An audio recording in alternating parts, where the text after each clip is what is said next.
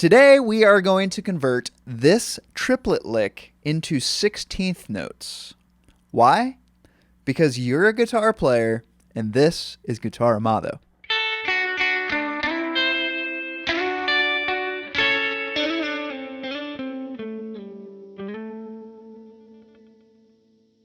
Hey everyone, I'm Adam Amado, and today we're going to talk about this triplet lick here. Specifically, how to convert it into 16th notes. Now, why would you want to do such a thing? Bottom line is, it's really good when you are put in situations if you have to read music, for example, or if you have any aspirations of writing creative guitar licks and or solos of your own. So let's go ahead and start with analyzing some of this notation, taking a look at some of that, and then I'll jump back on camera here and demonstrate a few licks.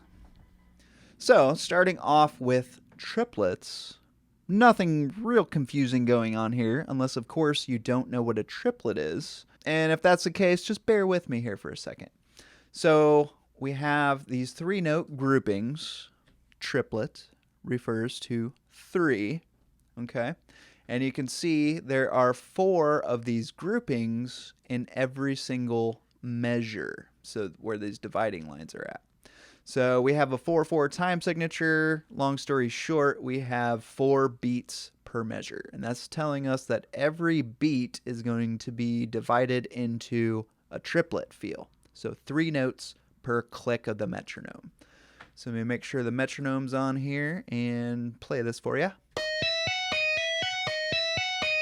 Triplet, triplet, triplet, triplet. So nothing too exciting there. However, when we get to 16th notes now, here's where the magic starts to happen, or in many cases, the frustration, I guess. So let me turn off the metronome here and play this for you. You'll notice it really doesn't sound all that different. Right? So it's a little faster, for sure, than the triplet. But if you listen to it without a metronome, it still just sounds like faster triplets. So let's take a closer look here. We still have our original pattern, 11, 12, 14, 11, 12, 14. So we already witnessed it doesn't really sound that different. It's a little faster. It looks the same, so what's the real catch here? Like, what happens? So let me turn the metronome back on and play it for you now. Now that feels a little different, right? Back to the triplet. Back to the 16th. So now that we added that metronome back in there, it gives it that rhythmic foundation again. You can really hear that 4-note grouping now that is encompassing this 3-note pattern. So we have 11 that we started on. The next click of the metronome is going to be 12, and the click after that is 14, and then we're back to 11. So you can see that 11, 12, 14, it's kind of like a macro pattern now, emerging on each click. But as you can see, if we continue to the next beat, should be a 12 if we were continuing that pattern, but I did this on purpose here, started again on the 11. This is just the way my brain organized it when I had the original idea for this video. So as your brain struggles to kind of make sense of all this, it likes to gravitate towards nice, neat patterns, in which case starting over again on the downbeat just feels natural. But what would happen if we didn't do that, if we didn't manipulate the pattern like that and just let it play out naturally? Well, let's see here. So we have our same kind of scenario set up here. So let's look at this macro pattern again. So on each individual click, 11, 12, 14, 11, 12, 14, 11, 12, 14, 11, 12, 14, and finally we land on 11 again, where it happens to fall on the first beat of the measure, the downbeat. Okay, so the cool thing here that I just wanted to point out, because I'm kind of a music nerd and I like this stuff, was the fact that we have an even larger macro pattern emerging now. So we have 11 on the downbeat of the measure. Go to the next measure, the downbeat there is 12. And the next measure, the downbeat, is 14. And then finally we start over on 11 again. So you see our pattern, every 3 notes we repeat, but also every 3 beats we repeat, and every 3 measures we repeat. Now, I don't really know how useful this information is going to be for you, but it's worth pointing out the mathematical side of music, and especially rhythm, from time to time, just because when you run into problems like this, if you have to read this stuff or keep track of the downbeat, and you find these confusing kind of patterns, it really helps to be able to look at the problem from all sorts of different angles. So anyway, let's go ahead and switch up cameras again so I can show you some of this stuff on the fretboard. Alright, so now that you kind of understand a little bit better what's going on with this rhythmic structure, so keep in mind this is kind of more of a rhythmic exercise for your mind here. But now we're going to take a look at what's going on with the guitar fretboard, specifically just kind of how to think about it in terms of like organizing those fingers. Because it's one thing to read it on the page, but it's another thing to organize it in your fingers. So I'm just going to kind of go over some things, some mental ideas to help you process this if you ever find yourself in one of these situations. Now let me go ahead and turn my metronome on here. Looks like that's at 104 beats per minute. Just randomly. That must have been what I had it on last time I was practicing. So anyway, let's get this triplet feel. Da, da, da, da, da, da, da, da, da, da, da.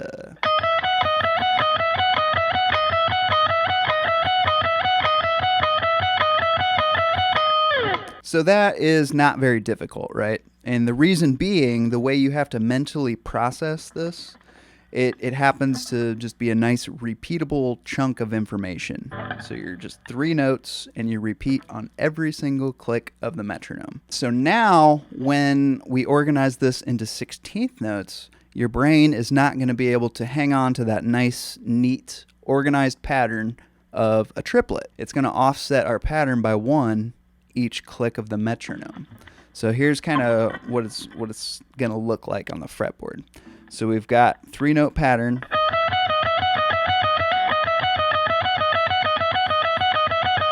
Now if you're paying real close attention there, you notice that I hit this 11th fret. I actually hit that twice every time the measure started over. So every time beat 1. And that just has to do with this offset that I'm talking about. So we got the first beat, 1 E and so now 2 E and actually starts here. 2 E and then 3 E and 3 E and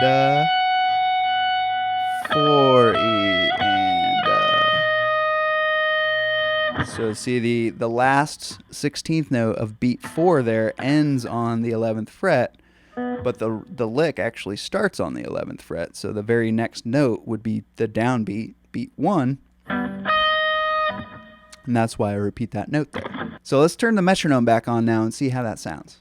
All right, so what you're paying attention to, remember, is that bell sound. That's beat 1. So every time you hear that repeated note is going to happen. All right.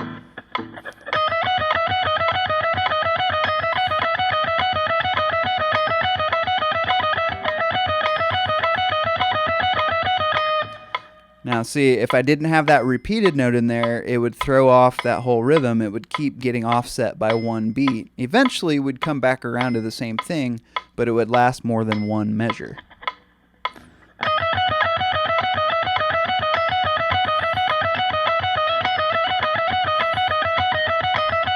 So see right there, I think that was 2 measures. Let's try that again.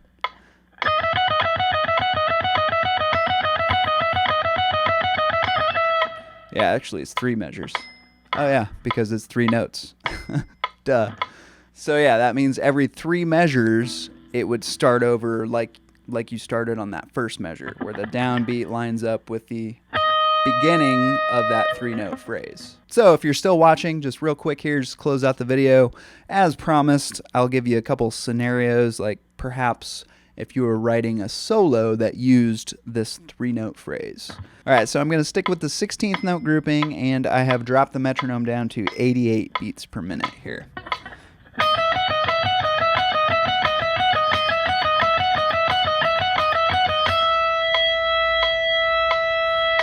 So what happened there is I did two full measures, just like we were talking about with that repeated note to kind of start me back over on the second measure.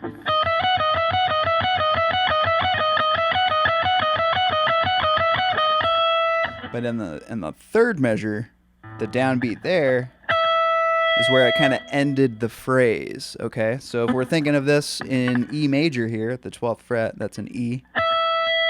So if we're thinking of this in E major, we just ended on a cadence. We ended on the 1. All right, so still thinking 16th notes here at 88 beats per minute.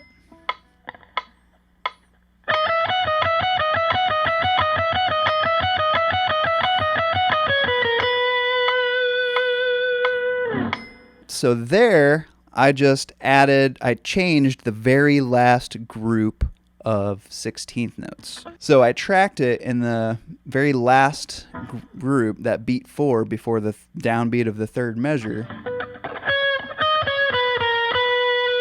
So it went 4E and so there you have it, just a few quick examples of some phrasing ideas you could use to exit this sort of lick. Because let's face it, if you've ever tried improvising before and throwing one of those in there, those endless repeated, just flashy awesomeness, you know that it's really easy to get stuck in there and you're like, oh crap, where do I go next? Where do I go next?